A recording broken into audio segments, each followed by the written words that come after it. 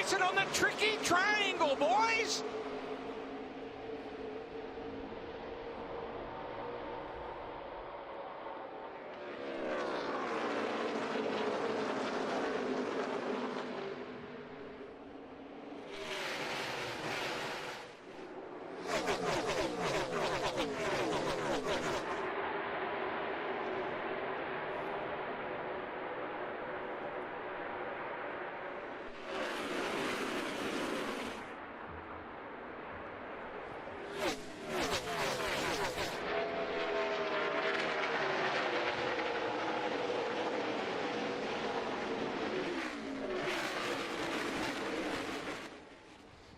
Off turn 3, pole sitter Ryan Blaney with a sizable lead over Kevin Harvick.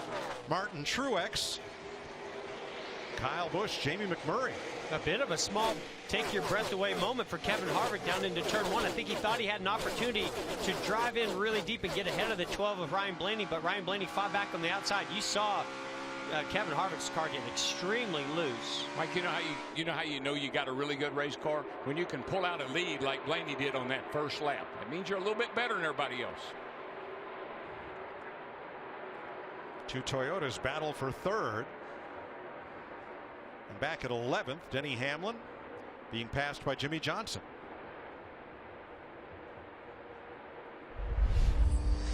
Pretty difficult for Denny Hamlin to compare himself to his teammate Kyle Busch after finishing third last week. He was frustrated that they couldn't run that same pace as the 18 and even the 78. They went to the drawing board here this weekend. Denny did his homework with that SMT input that they get, where they can basically watch where the lines are that his teammates are running, trying to be better, and they brought a setup that was built for a lot of drivability. So the car has been comfortable today, saying just building a little bit tight, but he's just been hanging there in 6th.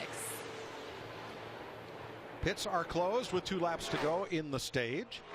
I thought that was really interesting how you saw the 12 of Ryan Blaney wiggle and get a little bit loose. The car went sideways, and that turbulent air, when he did that, affected the 9 of Chase Elliott. He had to check up on the throttle and lost a lot of time. 9th place, Jimmy Johnson going around the outside of Joey Logano. Stage points. Does Logano have a problem? He's really checking up. I think Logano's out of fuel or something. He was on pit road early, lap 17, but they've not reported any problem. I thought he was, I'm like Jeff, I thought he was slowing way down, but he seems to be able to maintain fairly good speed. I'm not sure they're not a problem, though. 6th place. Well, Chase Elliott is getting on up in the Chase points here. Well, Chase got those 8-lap fresher tires, and that makes a difference here now that there's something to race for. A Chase win and Chase points. 2 Final cars. lap, stage 1. Keselowski is going to finish 10th. Pit road is closed, but Logano is in anyway, Vince. Yeah, he's out of fuel, guys. They did not get it full the first time. They thought they'd be able to make it to the end, but just were not able to. Yeah, he pitted with 33 laps to go. Easily should be able to have made it, but to Vince's point, they just didn't get him full. At this point last year, Martin Truex Jr. had 8 stage wins en route to his championship. 2 this year. Martin Truex Jr. is our winner of stage 1, 1.1 seconds up on Kevin Harvick, Kyle Busch, Clint Boyer, and Denny Hamlin. Back under green. Stage 2. We saw where Brad Keselowski got a nice jump, but Ryan Blaney gave good little shove to the 4 car of Kevin Harvick to get the lead. I think you might have to take 8 tires to beat that 4 car right now. When he gets it dialed in, that thing goes somewhere. So good up off the corner, accelerates. See Clint Boyer drafted with the 18 and Kyle Busch trying to get ahead of the 12 of Ryan Blaney to this tunnel turn. And he does it. Kurt Busch had to come in a second time. That's why he's restarted back in 25th. With all the wave arounds, we have 30 cars on the lead lap. I'll tell you, that little 9 car right there underneath the 42 of Larson, that little 9 car is looking racy today, guys. Yeah, as good as Larson was in practice yesterday, I really expected him to drive up through there a little bit faster than he did. He kind of stalled out. He looks like he has a really good car in the short run, so he's putting pressure on Ryan Blaney. Well, those are the lead Chevrolets in the race right now. 42 Larson, 9 Elliott, and 1 McMurray, 6th, 7th, and 8th.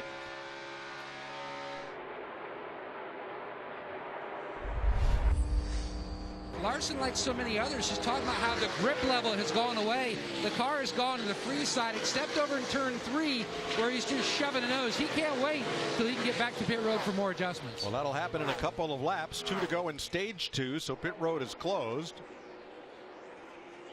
Now, don't let me jinx this, but we've not had a caution for contact all day. You just did it, Mike. You just did stop it. Stop it. But you know what? Kyle Larson complained about his car. A lot of guys complain. They're at the end of this stage. They're at the end of their pit cycle. It's time for your tires to be worn out. Time to come in and make some adjustments. I want to see Kevin Harvick go by his teammate Kurt Busch. They're still struggling. They've made some big adjustments on pit road, but doesn't seem to have helped Kurt Busch's performance. No, the 2 best Stewart-Haas cars is this 4 car right here, and then Boyer back in 3rd. They really are both running about the same today. Surprisingly. Well, last week, Kyle Busch won on his final checkoff track. He's won everywhere. Kevin Harvick closing in. He's never won Pocono. Trying to do that for the first time in his career. Remember last week, too, we had more stages and more points because of a 600-mile race than any other race we run. So, and 18 car Kyle Busch got max points last week.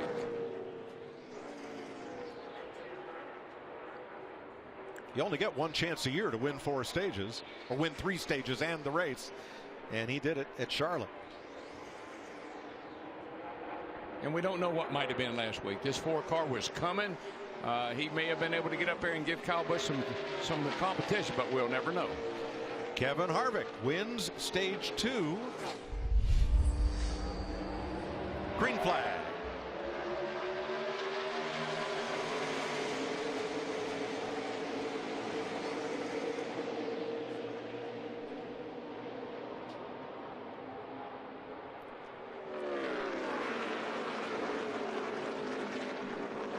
Oh, the 3 slid up in front of Martin Truex Jr. Going to block that momentum run he had. I think it's going. That 78 car is pretty fast right now. He gets back up there to the front. Oh, look at Larson trying to take him 3 wide, and he's going to do it. Wow. I love Larson. He never gives up. He's tenacious. Reminds me of Cale Yarborough in so many ways. Well, that was a hold your breath move, because one place I would not want to be 3 wide here is entering that tunnel turn. It didn't bother Kyle Larson a bit. Nope, it didn't. I think it shocked Martin Truex Jr. I don't think he saw that coming at all. Yeah, I don't think Truex wanted his 4 car to get away like this. He would like to have stayed in contact with him if he could have. Ooh, teammates trying to push one another. About turn to 88 of Bowman. Johnson, Bowman, Dillon, 3 wide heading for turn 1. Bowman and I believe Elliott may have made contact. Yeah, Chase was just trying to give him a little nudge to get him by that 3 car, and about turned him sideways. Look at those. That's a pack right there, baby. Now Ricky Stenhouse made a pit stop on the green after taking the wave around. That'll get him a pass-through penalty. Caution is out, Derek guys. Cope is spun coming onto the front straightaway.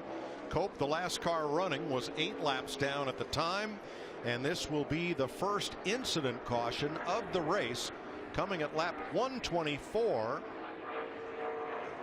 and coming right in front of the drivers battling for 4th and 5th. It's a break for David Reagan. He'll get the free pass. Cope is just Larson gets a piece of him. I think he might have got a little help. Looked like old Larson might have gotten into the back of the 99 there, Derek Cope. Just think that closing rate was... What part of might is still in question here? What part of might of? Damage to the front of one car, damage to the rear of the other car. They made contact. I think he was just closing on the 99 of Cope so fast. He just didn't expect that to happen, and he tried to move up the racetrack, but you can see where the nose of that Camaro. There is a point to that nose. He's just going to have to cope with that. It's just Here we go.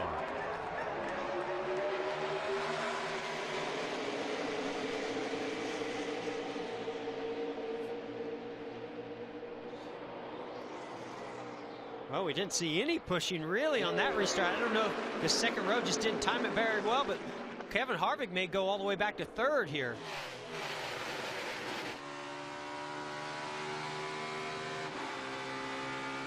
Boy, how quickly things can change.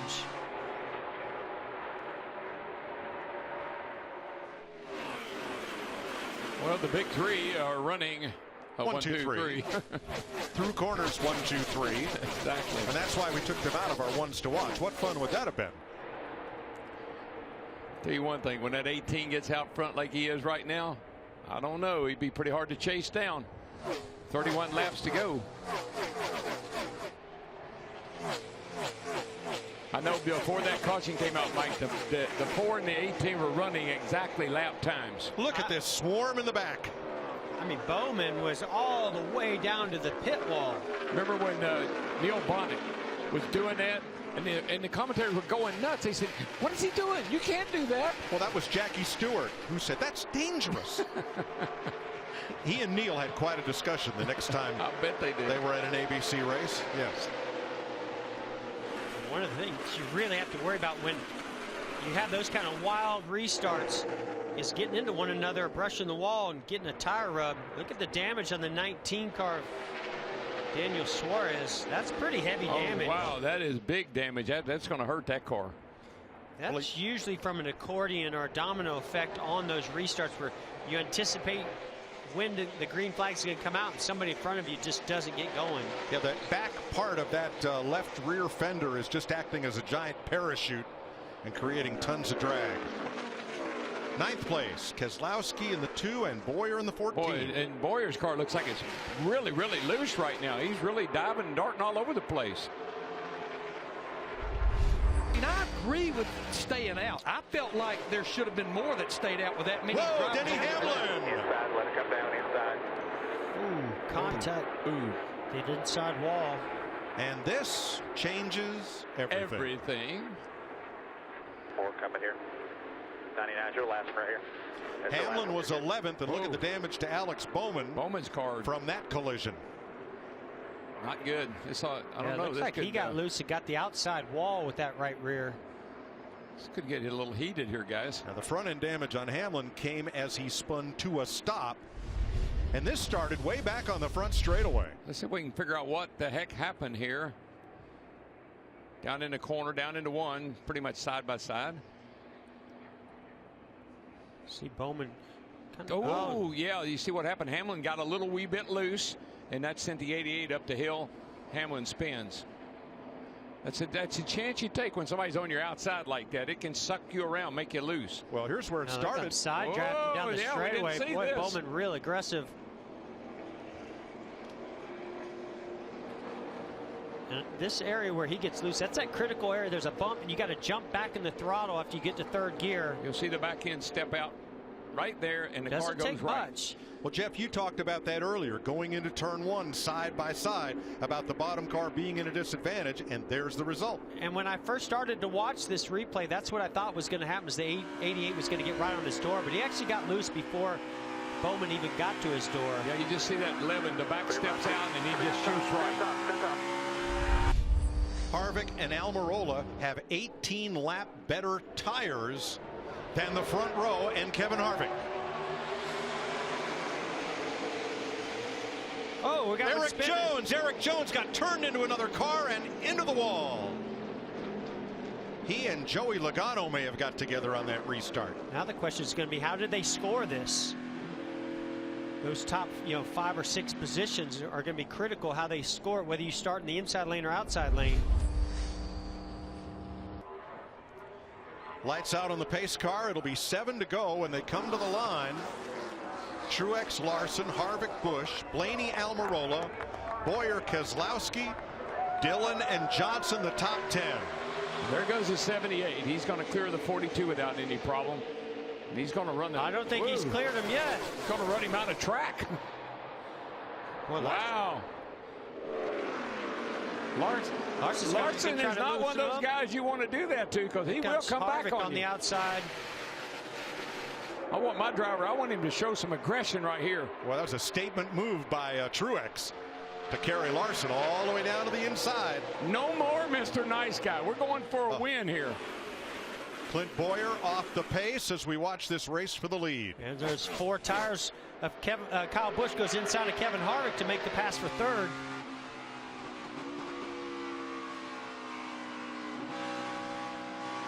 Blaney on Harvick's bumper and Almirola right there. Then Keselowski and Johnson and Dillon.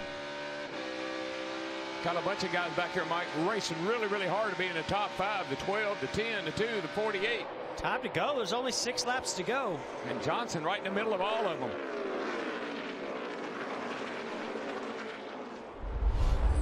You got to give credit to Cole Pearn, Martin Truex, and that whole team.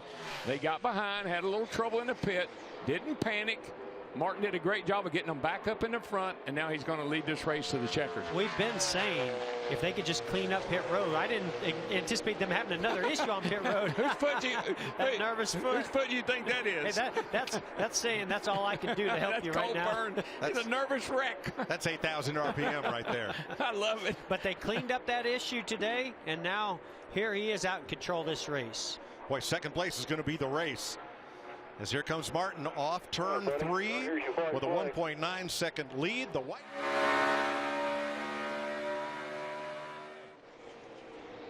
Hey, Mike, it's a win for Martin Truex at his home track.